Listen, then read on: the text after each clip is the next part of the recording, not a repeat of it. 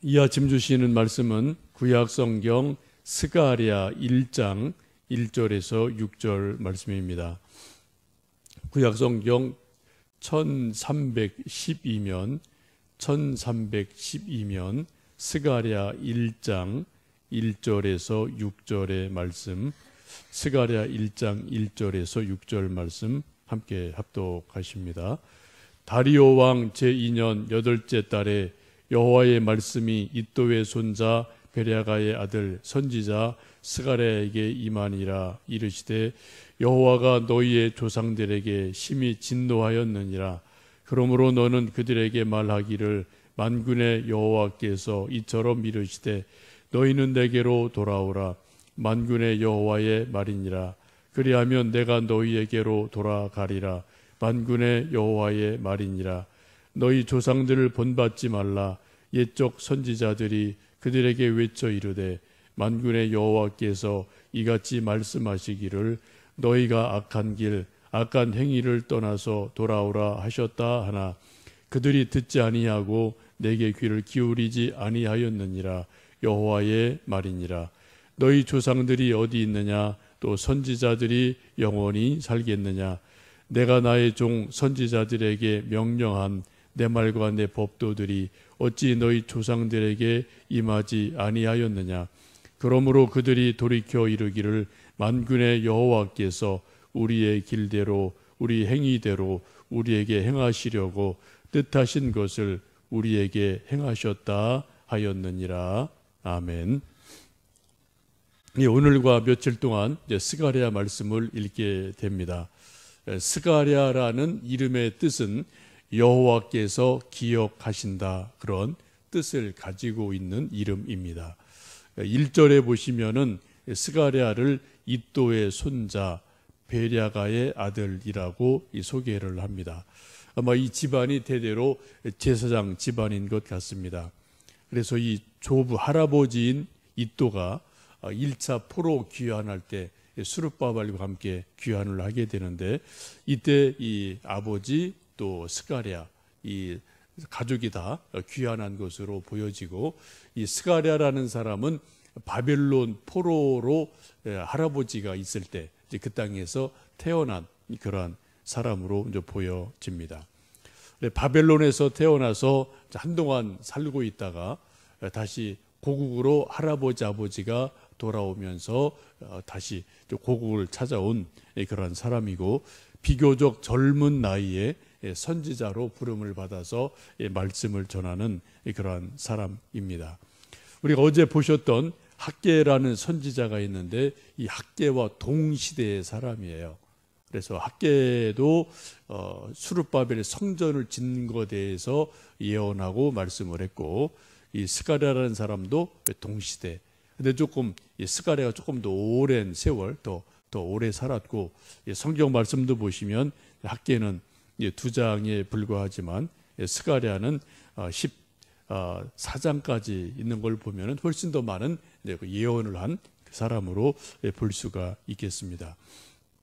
이 학개와 스가랴의 다른 점이 있다면은 공통점은 성전을 재건해라, 이 말씀이 공통적인 메시지이고, 조금 다른 점이 있다면 학개가 좀 직설적으로 성전을 짓다가 사마리아 사람들, 이방 사람들의 방해로 성전 건축이 밑받침 놓고 기둥 놓고 중단되어 있는 상태였기 때문에 빨리 이 성전 건물을 빨리 좀 지어라, 이런 것이 좀 메시지의 초점이 있다면, 이 스가랴의 초점은 그것보다도 성전 자체이신 앞으로 메시아가 탄생하실 것이다, 그거를 조금 더 강조하는 것이 스가랴의 예언의 초점이기도 합니다.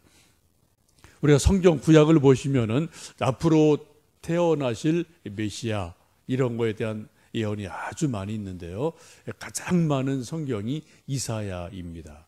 워낙 보기는 양도 많고 또 중요한 대선지자죠. 이사야가 앞으로 태어나실 예수님에 대해서 아주 많이 예언을 하고, 그 다음으로 많은 곳이 스가랴서인 것을 볼 수가 있겠습니다. 그래, 단순하게 지금 건축하다가 중지된 건물로서의 성전을 지어라 라는 메시지뿐 아니라 한 걸음 더 많이 나가서 앞으로 성전 자체이신 메시아가 오실 거다. 그 메시아 오심을 기다려라.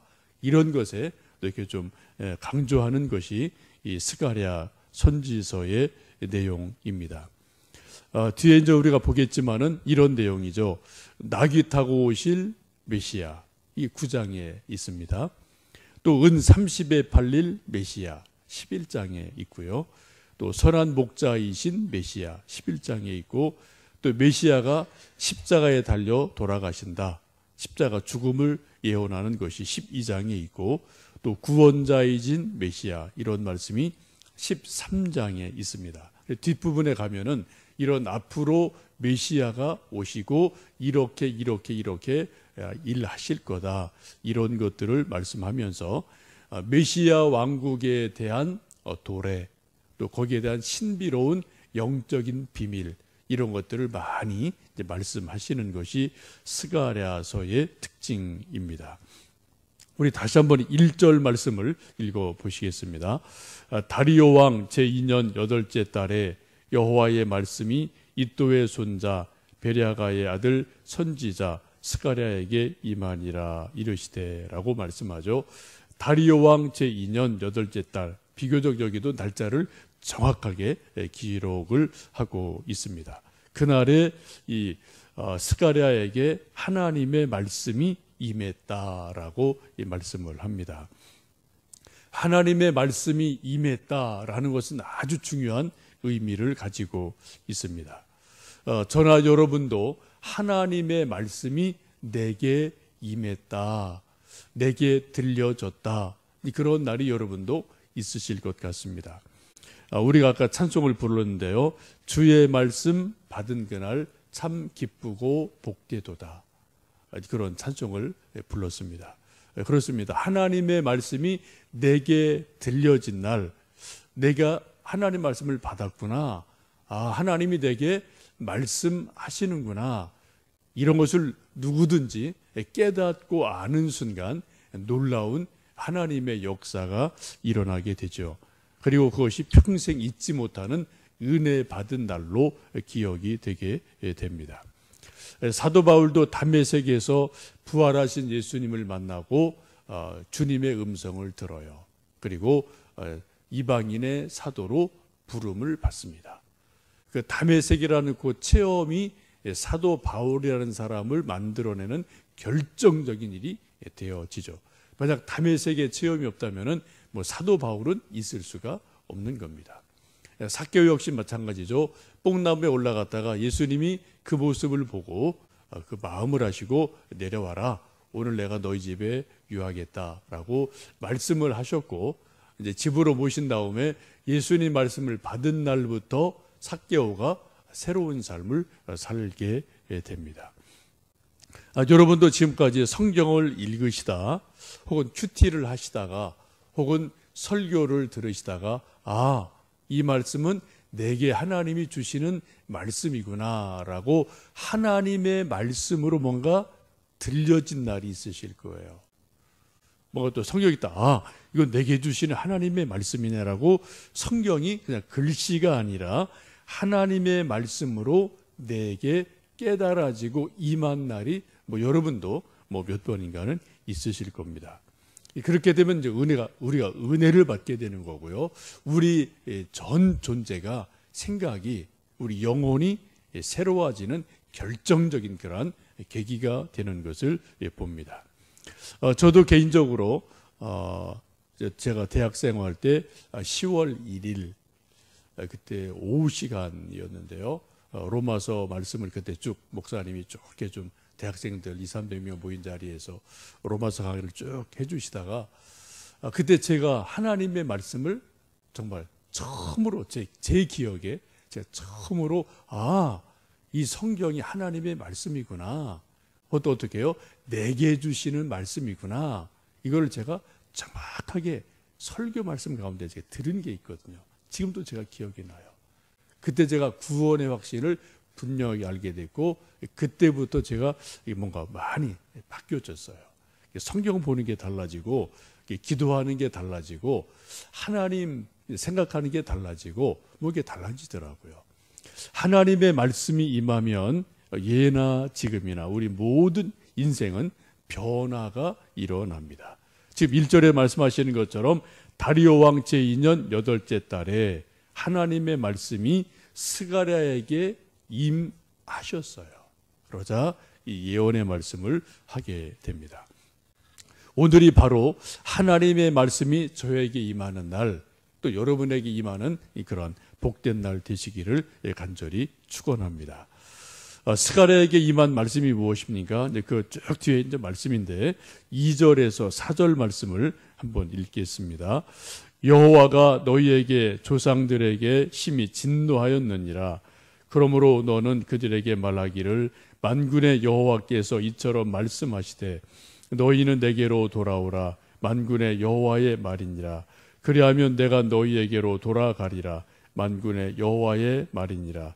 너희 조상들을 본받지 말라. 옛적 선지자들이 그들에게 외쳐 이르되 만군의 여호와께서 이같이 말씀하시기를 너희가 악한 길 악한 행위를 떠나서 돌아오라 하셨다 하나 그들이 듣지 아니하고 내게 귀를 기울이지 아니하였느니라. 여호와의 말이니라. 하나님의 말씀이 스가랴에게 임한 첫 번째 말씀이 무엇입니까? 한마디로 말씀드리면 너희 조상들이 하나님을 떠났다. 믿음의 길을 떠났다.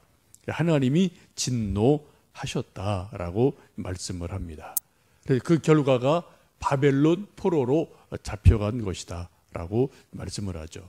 성전이 무너지고 왕과 귀족들이 포로로 잡혀가고 수많은 백성이 죽임을 당하고 예루살렘 성이 파괴가 되고 이 모든 것들은 한마디로 너희 조상들이 하나님을 버렸기 때문이다.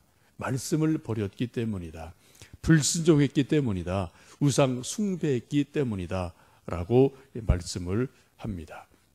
그래서 하나님께로 돌아와라 라고 말씀을 합니다. 스가랴도 이런 부분을 한 부분은 알고 있죠. 아까 제가 말씀드린 것처럼 할아버지가 바벨론 포로로 잡혀간 분으로 시대적으로 이렇게 연결이 되기 때문에 할아버지, 아버지, 자기 이 사람들이 바벨론에서 한동안 살았던 그런 아픈 기억이 있거든요. 우리식으로 말한다면은 일제 강점기 때 할아버지가 일본으로 강제로 끌려가서 낯설은 일본에서 쭉 살고 있다가 아들 낳고 손자 낳고 뭐 이렇게 살아간 것으로 보시면 돼요. 그런 제1동포 뭐 2세, 3세 같이 바벨론에서 이렇게 살아왔던 그러한 사람이 스가랴이기도 합니다. 이제 다시 고으로 돌아온 이 스가랴에게 하나님이 주시는 핵심적인 메시지는 3절에 있는데요. 그러므로 너는 그들에게 말하기를 만군의 여호와께서 이처럼 이르시되 너희는 내게로 돌아오라. 만군의 여호와의 말이니라. 그리하면 내가 너희에게로 돌아가리라. 만군의 여호와의 말이니라. 여기 많이 반복되는 말씀이 그거죠. 만군의 여호와의 말이니라. 4절 끝에도 그 말씀이 있죠. 만군의 여호와의 말이니라. 하나님의 말씀이 스가랴에게 임한 것을 스가랴 것을 그대로 전하는 거예요. 그죠? 스가랴 개인의 말, 사람의 말이 아닙니다. 하나님의 말씀을 그대로 전하는 그러한 것이 스가랴의 말씀입니다. 그 핵심적인 말씀이 너희는 내게로 돌아오라. 그리하면 나도 너희에게로 돌아가리라. 만군의 여호와의 말이니라. 이게 무슨 말씀입니까? 지금 이스라엘 백성들이 하나님을 떠나 있어요. 그렇죠? 하나님 말씀을 순종하지 않습니다. 하나님 생각이 없어요. 그냥 먹고 살기 바빠요. 우상 숭배하기에 바쁩니다. 그래서 하나님을 멀리 떠나 있는데 그 결과가 바벨론 포로인데 다시 하나님 말씀하기를 너희는 내게로 돌아와라. 하나님께 돌아와라. 그리하면 나도 너희에게로 돌아가리라 라고 하나님이 말씀을 합니다. 이것을 한마디로 말씀드리면 회개이죠. 회개. 그렇죠. 하나님께로 돌아와라 라고 말씀합니다. 우리 성경 신구약에서 계속 강조하는 말씀은 회개예요. 돌아와라. 돌아와라. 세례 요한도 예수님 탄생을 준비하면서 했던 가장 분명한 메시지가 회개하라, 천국이 가까웠느니라. 이게 세례 요한의 광야의 메시지고요. 예수님도 공생애를 시작하시면서 가장 먼저 하신 말씀이 회개하라, 천국이 가까웠느니라 라고 말씀을 하게 됩니다. 왜 이처럼 구약이나 신약 또 예수님께서도 공생의 처음 말씀이 회개해라 라고 회개를 강조하실까요? 그 이유는 아주 단순합니다. 회개 없이는, 하나님께로 돌아오는 것 없이는 우리가 하나님을 만날 방법이 없어요. 만날 길이 없거든요. 그러니까 너무 멀리 하나님부터 떠나 있기 때문에 다시 하나님께로 돌아와서 회개할 때 그때 우리가 하나님을 만날 수가 있게 됩니다.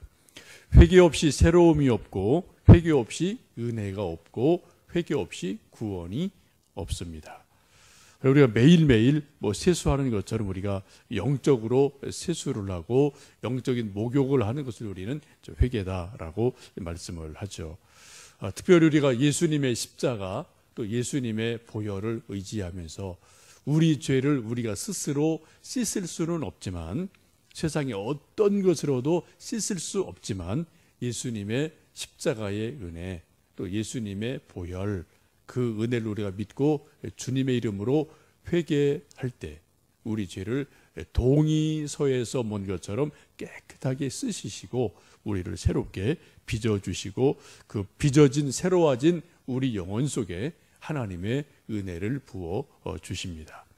지금 스가랴 선지자도 처음 하는 말씀이 하나님께로 돌아서라, 돌아와라. 그래야면 나도 너희에게로 돌아가리라 라고 말씀을 합니다. 우리 지난 1년을 돌아보시면서 우리 나름대로 열심히 살아왔고 또 믿음 생활하고 하나님을 섬겼지만 우리 모두는 완벽하지 않기에 저나 여러분이나 다 하나님 앞에 서면은 회개할 것이 있고 또 우리가 하나님 앞에 죄송스러운 것들이 참 많죠. 이 아침 다시 한번 이 말씀, 너는 내게로 돌아오라 라는 말씀, 회개를 촉구하시는 말씀을 들으시면서 하나님 앞에 회개할 것이 무엇이나 좀 기도하고요. 그렇게 회개하는 우리에게 하나님이 주실 은혜를 기다리면서 요 1주간 또 준비하고 회개하고 내년을 기다리는 그런 복된 우리 16년도 마지막 주간이 될 수 있기를 원합니다. 함께 기도하겠습니다.